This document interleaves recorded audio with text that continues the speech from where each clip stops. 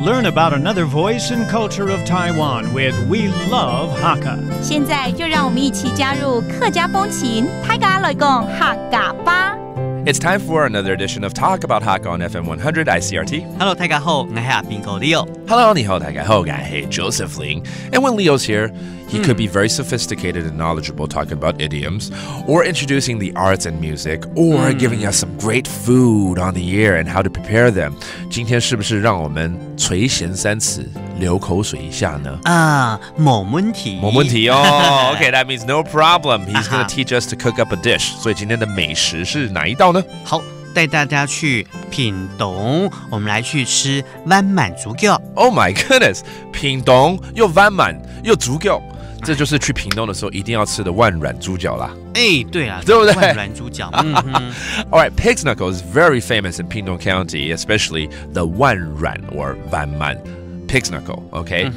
But there's got to be a difference how the Hakka prepare it. 你既然会讲万软猪脚，我们大家都常吃万软猪脚，你一定是要来介绍说客家人去准备这个万软猪脚的时候，可能有不太一样的做法，对不对？他们的卤法其实都差不多，比较不一样的地方就在于说，北部的其他的民众煮的猪脚可能就是我们弄好之后呢，直接用卤的。OK。但是呢，湾满猪脚他们有先用油去炒过，炒了差不多，那皮会有点焦，对吗？对，有点入味之后呢，然后再去卤。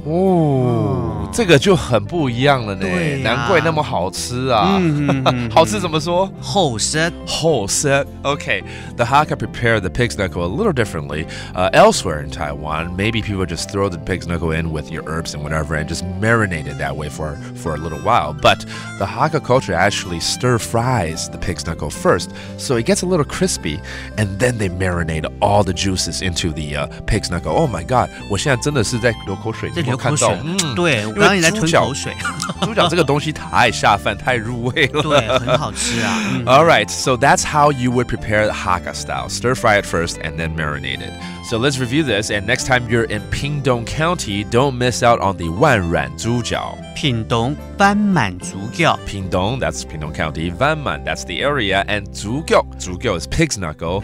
而且它那个味道完全没相同哦。不相同嘛，不太一样，对不对？对，这是南四县的讲法。像北四县就是像没相样。And it's very delicious. 真的很好吃。超噶就很好吃，懂好吃。懂好吃。And there you go. That does it for today's Eat and Talk About Hakka. 什么太噶？按子say 张蕊了。